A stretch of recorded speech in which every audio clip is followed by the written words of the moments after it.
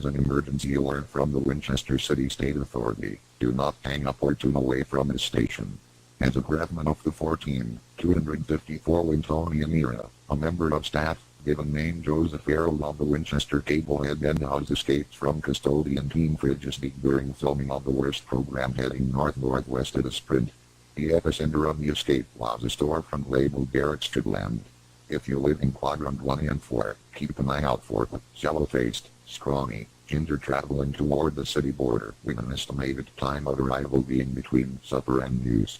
If you see anyone fitting this description, do not hesitate. Dial KL 54962 and leave the receiver off the hook for 5 to 15 seconds. Failure to do so will result in a misdemeanor charge. He is to be considered unarmed and pathetic. The preceding was an emergency alert from the Winchester City State Authority.